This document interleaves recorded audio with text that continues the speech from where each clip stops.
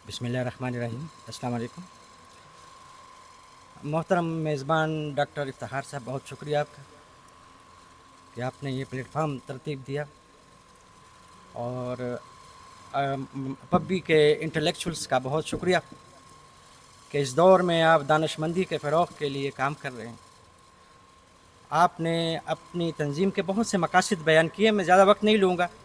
मैं आपसे आपकी क़ुव्वत बर्दाश्त और ज़र्फ़ की दरख्वास्त करता हूँ और कोशिश करूँगा कि मेरे लब व लहजा आपको आसानी से समझ आए।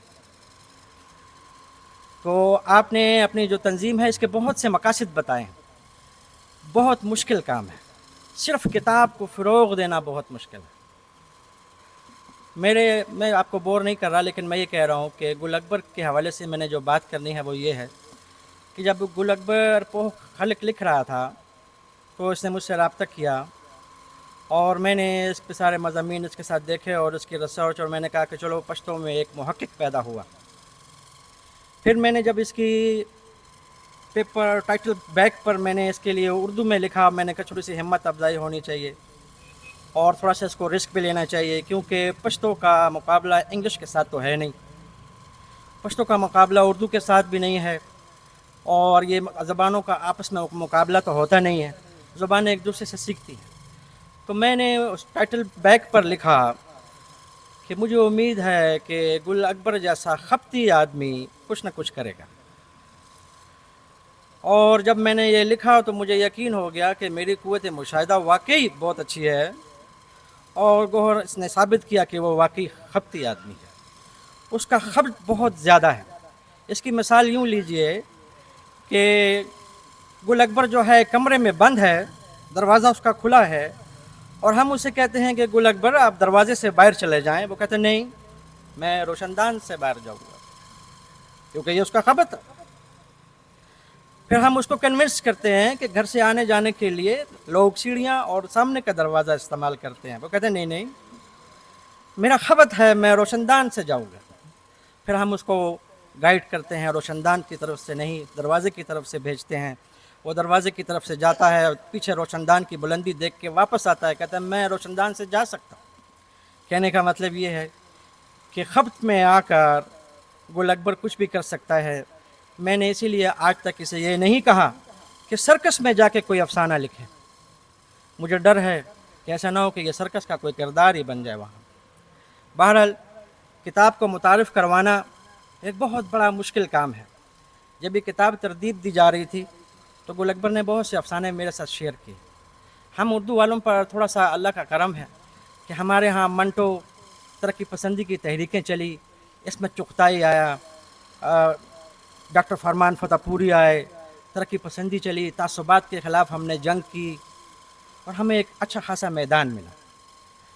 आप चूँकि पठान हैं और उर्दू अदीब या पश्तो का अदीब हो या इंग्लिश का अदीब हो, वो कुछ सवालात अपने सामने रखता है और वो सवालात वो लोगों के सामने रखता है, और अदीब और दानश्वर ये है कि फिर वो लोगों से अच्छा सवाल देता है और अच्छा जवाब ख़ुद मुंतखब करता है। इससे पहले कि मैं इसकी किताब पर तबसरा करूँ, मुझे पश्तो के अदीब से, पश्तो के शायर से ये कहना है कि क्या आप इन सवालों के जवाब दे सकते हैं कि आपका पश्तो का अदीब, आपके पश्तो का शायर अपने तासुबात, अपनी ज़ाती और फ़िरोई जो मुसाबिकत है और तासुबात से आज़ाद हुआ है कि नहीं हुआ, वो कबायली और नस्ली कैद से आज़ाद हुआ है कि नहीं हुआ। जब अदीब ये सवाल करता है तो फिर वो इसके जवाब देता है। इसलिए मैं कह रहा हूँ कि पश्तो के अदीब के लिए और पश्तो के शायर के लिए बहुत बड़ी मुश्किल पड़ी हुई है और उसने बड़ी जदोजहद करनी। उसने अपने तासुबात, अपने कबायली अकरबा परवरी और नस्ली जो गरूर और तकब्बुर और पैरानॉइड किस्म की जो एटीट्यूड होता है, उसके ख़िलाफ़ बात करनी होती है और लड़ना होता है। फिर आपने पॉपुलर अदब को इंट्रोड्यूस करना होता है। मैं आपको लेक्चर नहीं दे रहा, आप बहुत तालीम याफ्ता लोग हैं। पॉपुलर अदब क्या चीज़ है? पॉपुलर अदब ये ऐसी चीज़ है जिसको आप बच्चे के लिए मीठी चीनी कहते हैं। जब आप बच्चे को मीठी चीनी का आदी करते हैं, फिर जब वो बीमार होता है, आप उस चीनी में कड़वी गोली डालकर उसको खिलाते हैं। पश्तो अदब में पॉपुलर अदब की ये पहचान है। अब क्या आपका पश्तो अदब पॉपुलर अदब है? इस सवाल का जवाब आपको देना होगा, लेकिन इससे पहले कि आप इन सवालों के जवाब दें, मैं आपको पॉपुलर अदब की, जो मशहूर अदब है, जो लोगों में पसंद किया जाता है, उसकी 2-3 बातें आपको बताता हूँ। पॉपुलर अदब की जो सबसे पहली पहचान है वो ये है कि आपके तबके के, आपके स्पीकिंग पश्तो के जो ख़वातीन हैं, पढ़ी लिखी ख़वातीन, वो आपका पश्तो अदब पढ़ती हैं। क्या वो आपके पश्तो के अदीबों और शायरों से वाकिफ़ हैं? क्या वो उनके नावलों और शेरों के हवाले अपनी गुफ्तगू में देती हैं? क्या उनके ड्राइंग रूम और ड्रेसिंग टेबल पर पश्तो अदीबों की शायरी की किताबें पढ़ी हैं? अगर आपका जवाब हाँ में है तो आपके पश्तो के अदब ने, पश्तो के अदीब ने पॉपुलर अदब पैदा किया है। जब आप पॉपुलर अदब पैदा करेंगे तो आप आगे कुछ और भी कर सकेंगे। दूसरा पॉपुलर अदब की एक और पहचान ये है कि आपकी जो नई नस्ल है, आपकी नई नस्ल उस अदब के हवाले से अपने सर्वाइवल के लिए कोशिश करें, उर्दू के प्रोफेसर बने, उर्दू के हवाले से लिखें। उसमें भी आपका जवाब इतना खातिर खा नहीं है। दूसरी बात, फिर आप तासुबात के ख़िलाफ़ जंग करें। तासुबात के ख़िलाफ़ जंग करने के लिए आपको हथियार और टोपक और ये रस्मी रवातें नहीं करनी होती। आपने एक पढ़े लिखे बच्चे से सिर्फ ये सवाल करना होता है कि क्या रहमान बाबा और आपके वालिद साहब का अगर मुआजना किया जाए तो दोनों में से कौन अजीम है? तो जब वो सोच कर इस बात का जवाब दे कि रहमान बाबा अजीम है, तो फिर आप जान लीजिए कि आप पश्तो अदब में और बहुत सा काम कर सकेंगे। अगर आप ज़ाती कदगनों से बाहर नहीं निकलेंगे तो अच्छा अदब तख्लीक करना बहुत मुश्किल है। ये जो किताब है गुल अकबर की, इसके तमाम अफसाने मेरी मौजूदगी में और मेरे हवाले से, और हमने इसकी गाइड भी की और हमने देखा कि पश्तो में एक बहुत अच्छा अदीब पैदा हुआ। और मैं मियां इफ्तिखार साहब से कहूँगा कि इंशाल्लाह 2-3 माह बाद हम आपको पश्तो का एक और अच्छा अफसाना निगार देंगे। उसका नाम इफ्तिखार साहिल है, जो नफ्सियाती माहौल के और किरदारों के नफ्सियाती हवाले से बहुत अच्छी और बहुत ज़बरदस्त दानिशमंदाना टूल इस्तेमाल करता है। जब ये किताब तरतीब दी जा रही थी तो मैंने गुल अकबर से बहुत ज़्यादा कहा कि आप इसके टाइटल पर और इसके उन्वान पर अच्छी तरह सोच लीजिए। लेकिन गुल अकबर चूँकि पैरानॉइड है, उसको अपनी खपती अज़मत का बहुत एहसास है। उसने रोशनदान से बाहर आना है, उसने दरवाजे से नहीं आना। बहुत समझाने के बावजूद उसने इस किताब का टाइटल कूद काने रखा। अब जब हम जैसा उर्दू स्पीकर जब इस किताब को शोकेस में देखेगा तो वो कूद पे रुक जाएगा। अब अगर कूद और काने में आप वक्फा करके पढ़ें और आप करें कूद, तो बात कुछ और बनेगी। और अगर पश्तो का कोई आदमी कूद काने में वक्फा करके पढ़े तो इसमें जमालियाती एहसास ठीक नहीं रहता। लिहाजा जब आप किताब लिखें तो आपको ये पता होना चाहिए कि आप जिन लोगों के लिए किताब लिख रहे हैं उनका मिजाज क्या है। हमारे यहाँ आप किसी ज़ुबान के हवाले से आप किसी को इन्फोर्स नहीं कर सकते। हमारा पश्तो का अदीब और पश्तो का जवान और पश्तो का तालिब इल्म सिर्फ पश्तो से नहीं, वो इंग्लिश भी जानता है, वो फ्रेंच के अल्फाज भी जानता है, वो पंजाबी भी जानता है, वो प्रा और पा भी कहता है, वो सब कुछ कहता है। लिहाजा हमारा टाइटल जो है उसमें हम थोड़ी सी गुल अकबर से इख्तलाफ करेंगे। दूसरी बात, टाइटल में ये जो अफसाने हैं ये पश्तो के मिजाज के मुताबिक ठीक है और इसमें मज़ीद तरक्की की गुंजाइश भी हो सकती है। मुझे उम्मीद है कि गुल अकबर को पहली कोशिश में हमने ये बताया था कि गुल अकबर आपके अंदर एक बहुत मुहक्किक और बहुत अच्छा अदीब है।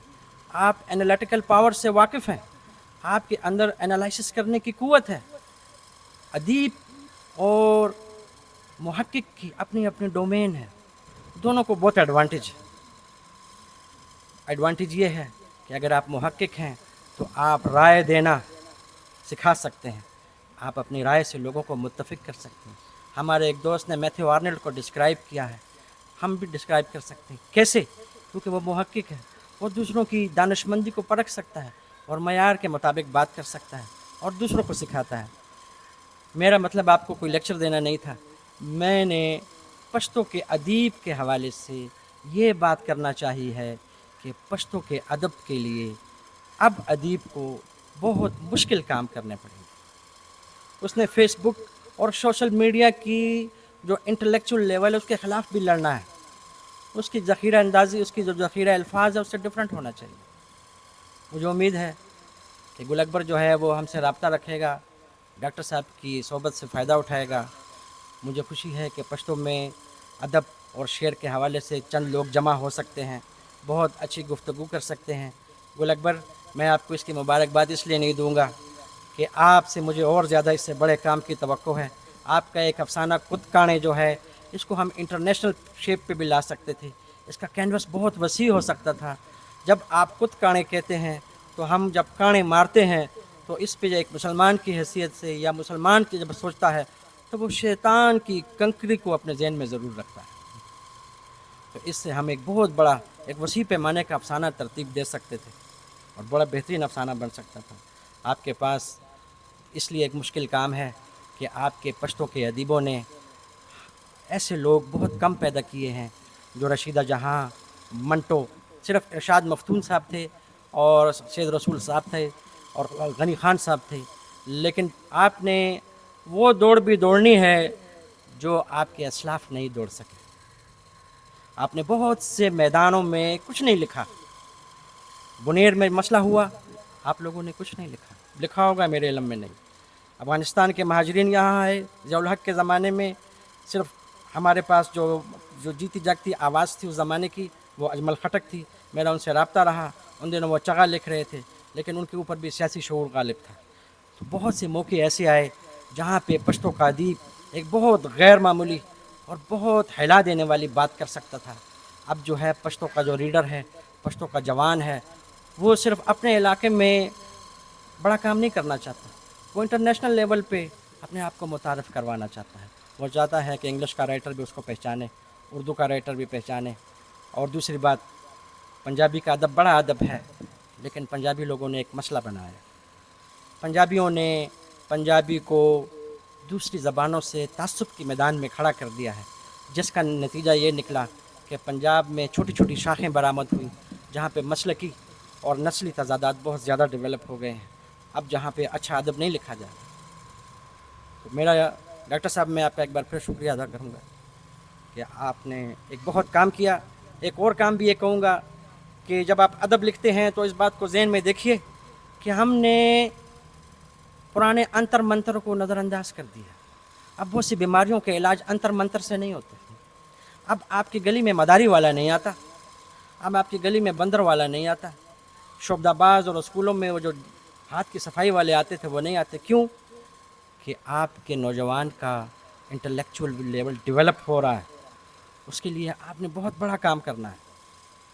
میں ان تمام گزارشات کے ساتھ آپ لوگوں سے معذرت خواہ ہوں کہ میں نے آپ کا بہت زیادہ وقت لیا. انشاءاللہ اللہ آپ کو آباد رکھے. آپ سے ملاقات ہوتی رہے گی. بہت شکریہ سر.